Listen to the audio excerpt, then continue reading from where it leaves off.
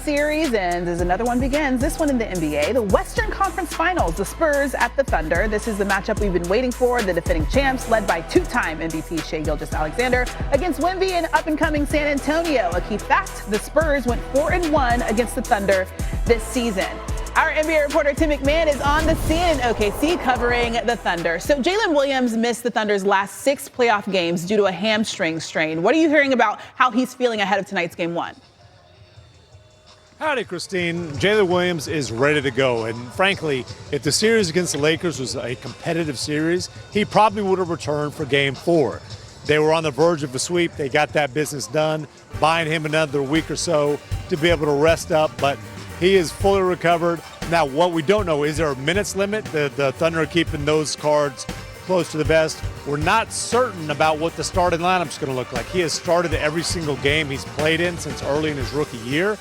If he returns to the starting lineup, is A.J. Mitchell coming off the bench after starting against the Lakers? Could they go small with Isaiah Hartenstein? Those questions, we'll find the answers out to that 30 minutes before tip-off. Okay, so we'll wait for those answers. J-Dub's teammate Shai Gilgeous-Alexander won his second straight MVP yesterday with Nikola Jokic and Victor Wembanyama finishing second and third, respectively. So what did SGA tell you about what he anticipates from Wemby tonight? Well, he's well aware that Victor Wembanyama believes that he should have been the most valuable player of the league. He made that very clear as he was campaigning for the award, and SGA respects it.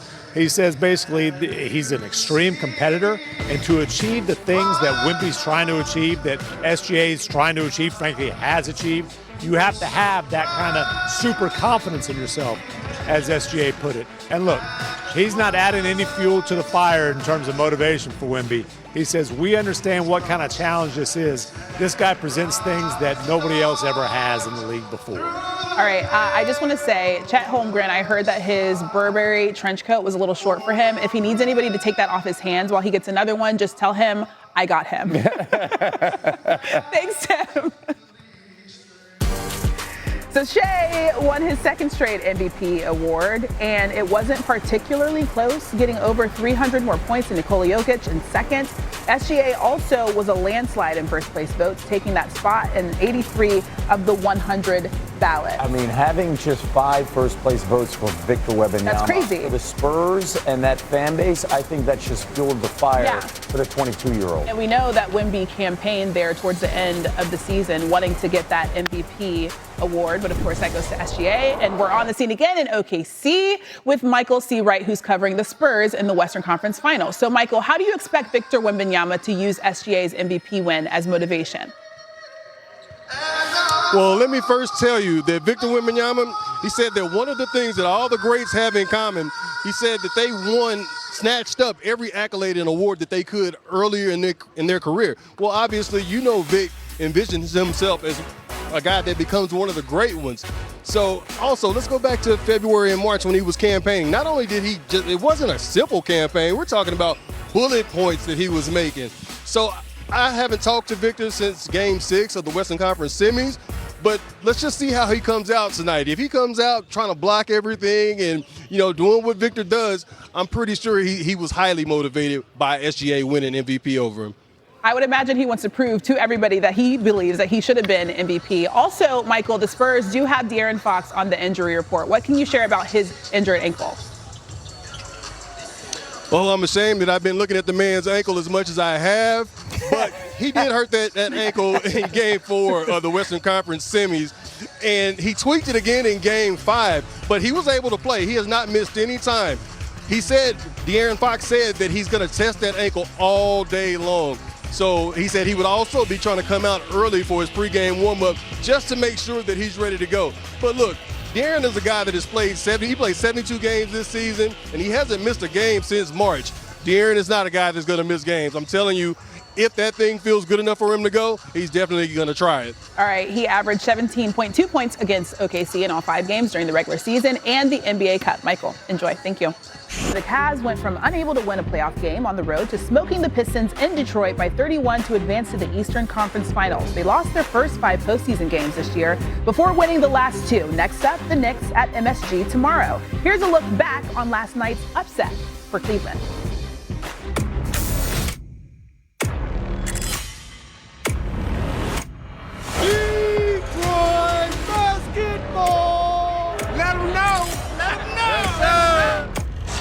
It's time. Game 7. Whatever it takes, you need to do that tonight. And the Cavaliers control the tip. We're underway in Game 7. Mitchell, the handles. What a maneuver. Gets it inside. And Jared Allen rocks the rim. 2 seconds. 1 second. Mitchell banks it in. A spider bite at the end of the quarter. Great start. Great start. Great job just hitting the first off a man. Keep making good decisions in the paint. Mitchell drives. Gives it to Mobley. Pow! Donovan Mitchell just distributing all over the place. Cavaliers are trying to make their first trip to the conference finals without LeBron on the roster. Let's go! Mitchell wants to dance with Reed. Donovan Mitchell! Chef's kiss! This is as well as I've ever seen him play. And this topsy-turvy series belongs to Cleveland. A blowout Game 7 win in Detroit to advance to the Eastern Conference Finals. Nothing better than winning a Game 7 on the road. I mean, look at all these fans we got. Insane. Let's go!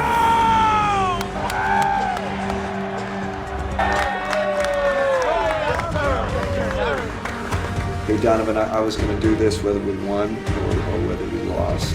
We turn to you. Not just your on-court, but your leadership. We never celebrate you in these things. You don't want that. You don't want the praise. But tonight, you deserve the praise. Enjoy it.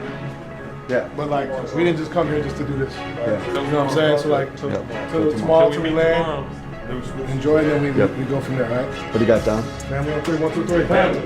I mean, it's been 9 years of not getting to this point, but we finally got here. But at the end of the day, I'm gonna enjoy it for about 12 hours, and then we got to move on and get ready for a talented Knicks team. NBA champion Danny Green is with us now. So, Danny, what was so impressive about Cleveland going on the road and pulling off that very big Game 7 win?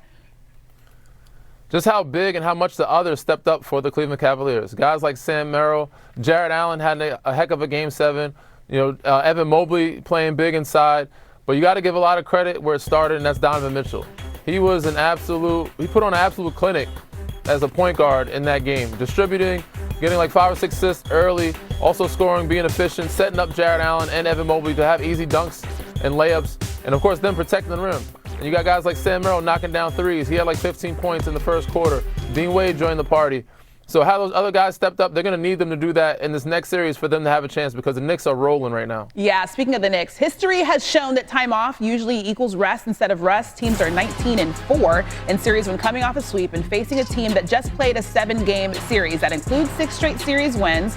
The last team to lose in that scenario was the Spurs in 2013 against the Heat. So what are your expectations in this Cavs-Knicks series? I was a part of that 2013 Spurs, actually, but I expect the Knicks to keep rolling and playing good basketball. They may be a little rusty because 10 days off is a lot, but they definitely needed it for OG Anunoby to heal up. But, yeah, it's going to take a minute or two or maybe a full game for them to get that rust out. But they just have so many weapons, man. Deuce McBride, Landry Shamet off the bench. Of course, Mikal Bridges is playing at a high level. And then Jalen Brunson. They just have nobody that can stop him or guard him on that other side of the floor at the Cleveland Cavaliers uniform. If Cat does what Cat does and being – distributor and starting the offense and attacking the rim and doing that and staying out of foul trouble, this should be a pretty good New York Knicks series for them to be back in the finals for the first time in like 27 years. I just want to be very clear. We weren't trying to bring back bad memories about that 2013 Spurs thing. All good, no worries. The Knicks got 2 of 3 against Cleveland this year, but Cleveland won the most recent with James Harden in the lineup. Danny, we'll see you in a little bit. Out of 5 times, will they see each other down the road? Talk about what San Antonio does so well. There's this guy on their team that's 7'5". We almost swept OKC in the season. And we dominated him. Now the Spurs are passing tested. We have to get better if we want to repeat. This season, San Antonio figured out what 28 other teams are still working on: how to beat the Thunder. The Spurs won 4 of 5 meetings versus OKC in the regular season. The Thunder went 63-14 against everyone else. Danny Green, he's back. All right, so we're looking at a lot of matchups in this one, right? Wemby versus Chet, Stephon Castle and SGA, but you have your eye on another matchup. What is it? I'm looking at the coaches. This is going to be a chess match. Mitch Johnson, Mark Daigneault, we're going to see what they're made of in this series because both these two teams are pretty evenly matched. They have a lot of talent. They have a lot of depth. They have a lot of firepower and star power. So we're going to see who's going to make the right adjustments, who's going to put in the right lineups, who's going to have the right matchups, and outsmart each other. Mitch Johnson, Coach of the Year candidate for good reason. Mark Dagnall, I think he's won one before. So we're going to see what these two coaches have in store and who's going to make the right adjustments throughout the series to give their team an edge. It's going to be a lot of fun. It's going to be exciting because these two teams have matched up. Everybody's going to want to see this, but I think it really comes down to what these two guys can come in store and cook up and chef up for their team to give them, a chance to win the series. You mentioned the lineups. If you're Mark Dagnall, what are you telling Jalen Williams as he returns to play for what is a huge series? Obviously, they need him to be aggressive, but with the emergence of A.J. Mitchell, we don't need you to score as much as you were before. Kind of come in, be a Jason Tatum role, pick and choose your moments, be aggressive and assertive. That doesn't mean for yourself, but for a teammate. And rebound. Rebound, play great defense, assist, take the pressure off Shea some, and then also make it easier for A.J. Mitchell. But we don't need you to score as much right away because we have some other guys that have shown growth in that area. Not only A.J. Mitchell, they have Jared McCain. Obviously, Lou Dort and Alex Caruso can knock down shots, but Cason Wallace has been a sniper. Isaiah Joe has been a sniper. They have a lot of shooting and good pieces around them, so he doesn't have to come back in right away and start averaging 20. He can just kind of I wouldn't say ease himself in, but he can be more of a distributor. Yeah, the depth on that team cannot be denied. Okay, so here's the real question. Who are you picking to win this series? Man, I'm rooting for my Spurs. I'd love to see them come out of this one. If they do it, they have to do it in 6, but I'm going to give the edge to OKC because of experience, and I'm going to say they can do it in Game 7. Okay, I like that. These teams had some pretty memorable matchups when you played in San Antonio. I know we brought back that 2013, but this should be a really good one tonight. Danny, thank you so much.